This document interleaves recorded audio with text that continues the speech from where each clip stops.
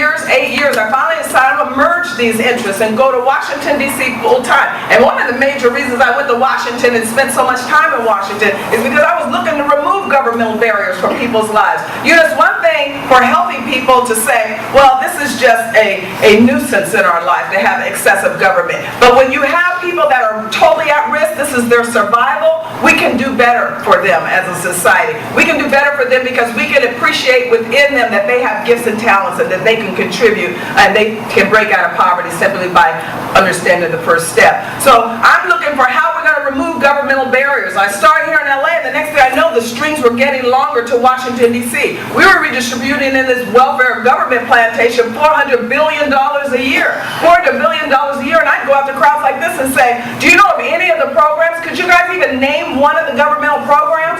Or name one then that's working? I mean, my gosh, the welfare office in Washington, D.C. is on Independence Avenue. Go figure what it is that they had in mind to help people in their lives. So I'm following these strings to Washington, D.C., and I finally thought, you know, I need to go and set up full time so that we can really help people address poverty in this society. That we needed a think tank in this society on our side, on the conservative side, that looked at market-based solutions to fight poverty. That we needed governmental barriers removed. That Ronald Reagan was right, that the answer to poverty is freedom and personal responsibility, not a welfare state. So we're out there working and trying to push this message into society and having some successes, and the next thing I know, the gavel changed hands. I was not in Washington full time for 3 months, and the American people elected an aggressive, hardcore, left-wing Congress. House of Representatives, and Nancy Pelosi picked up the gavel. I was very angry, thinking, what's going on out there in our society that people have lost their way to the point that they don't understand what will be at stake. 2 years later, Barack Obama was sworn in. Barack Obama was not only sworn in, Barack Obama announced to the world that he was going to use the Bible of Abraham Lincoln to do his swearing in inaugural. You talk about somebody furious. You talk about somebody that had spent the last 25 years in public life to get to that point in society to where you're going to use the Bible of Abraham Lincoln. This was a Republican. Did he not know this? This is a Republican president. He had nothing in common with Abraham Lincoln. Because one other thing that he did not have in common with Abraham Lincoln is that when Abraham Lincoln was confronted with the biggest moral question on the table at that time, he didn't tell us it was above his pay grade, like he said down here in Orange County, Barack Obama.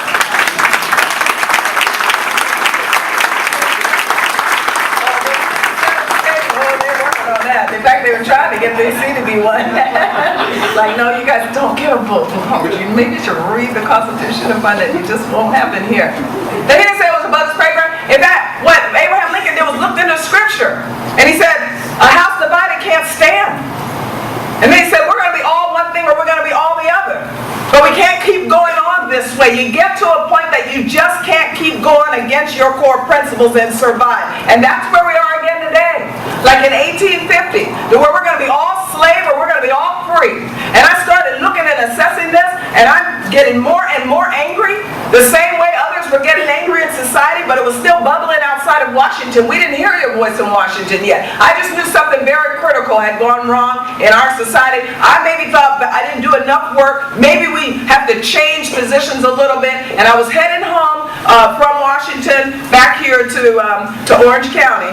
Even though I know you guys are passing forms to sign up only in Orange County or those of Orange County, we're passing our forms too. Because I need help in LA County, right at the tail end of it though. It's not too bad. It's not too far away. And we can go in there. And I'm getting to a point on why we have to. Because I looked at these numbers and I said, this is something. We have 45,000 registered Republicans and I got 8,000 votes out of this. 18% came out. I thought we were angry. Yes. I thought people wanted a change. Yes. You know, I got this quote. I saw this quote of President James Garfield, Republican president. He said that people are responsible for the character of their Congress. If that body be ignorant, reckless, and corrupt, it's because the people tolerate ignorance, recklessness, or corruption. If it's intelligent, brave, and pure, it's because the people demand these high qualities to represent them in their national legislature. I was very upset when I saw what American people had done.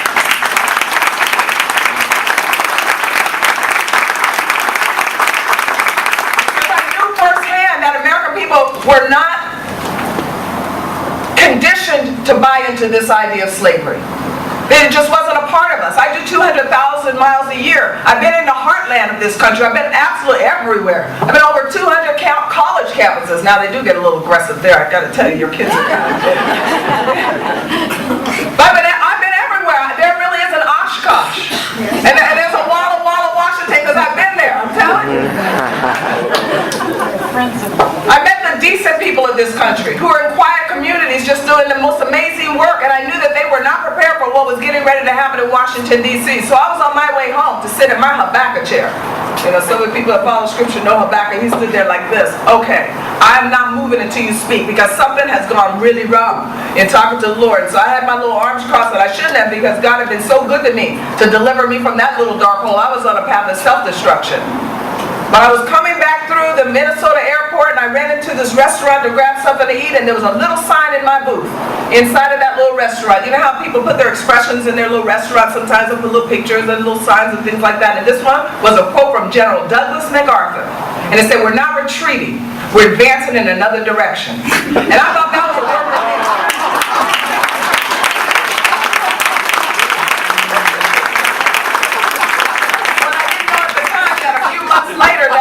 To hear a cavalry that felt just like I did, because when I returned to Washington, D.C. and they began to work on federalizing health care, it was a dark day.